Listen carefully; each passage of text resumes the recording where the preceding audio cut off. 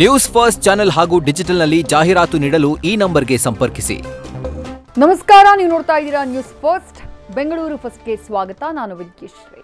ಮೊದಲಿಗೆ headlines. Killer ಬಿಎಂಟಿಸಿಗೆ ಬಲಿಯಾಯಿತು ಮತ್ತೊಂದು ಜೀವ. ದ್ವಿಚಕ್ರ ವಾಹನಕ್ಕೆ ಬಸ್ ಡಿಕ್ಕಿ, ಉಸಿರು ಚೆಲ್ಲಿದ 8 ವರ್ಷದ ಬಾಲಕ. ಠಾಣೆ ಹೊಕ್ಕ ಚಾಲಕ, ನಿರ್ವಾಹಕ. ಪೊಲೀಸ್ ಠಾಣೆ ಮುಂದೆ ಹೈ ಡ್ರಾಮಾ.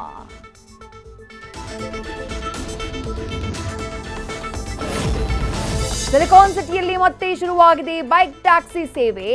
ಕೋರ್ಟ್ ಆದೇಶ, ಸರ್ಕಾರದ ಆತಂಕದ ನಡುವೆಯೂ ರೋಡ್ಗಿಳಿದ ಬೈಕ್ ಟ್ಯಾಕ್ಸಿ. ಚಾಲಕರ ಪರವಾಗಿ ಸಿಕ್ತು ಕಾಂಗ್ರೆಸ್ ನಾಯಕ ರಾಹುಲ್ ಬಲ. ನೀಟ್ ಕೌನ್ಸಿಲಿಂಗ್ ಮುಗಿಸೋಕೆ ಎಐಸಿಟಿಇ ಕೊಟ್ಟಿದೆ ಡೆಡ್ಲೈನ್. ರಾಜ್ಯದಲ್ಲಿ ಇನ್ನೂ 2 ಹಂತದಲ್ಲಿ ನೀಟ್ ಕೌನ್ಸಿಲಿಂಗ್. ಸರ್ಕಾರದ ಮೊರೆ ಹೋದ ಕೆಇಎ, ಎಐಸಿಟಿಇ ದಿನಾಂಕ ವಿಸ್ತರಿಸೋಕೆ ಮನವಿ ಸಾಧ್ಯತೆ.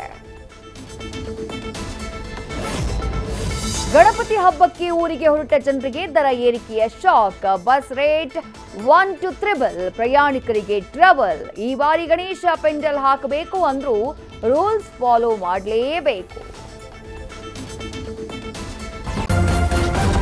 ನ್ಯೂಸ್ ಫಸ್ಟ್, ನಿರ್ಭೀತಿಯಿಂದ ನಿಮ್ಮ ಪರವಾಗಿ.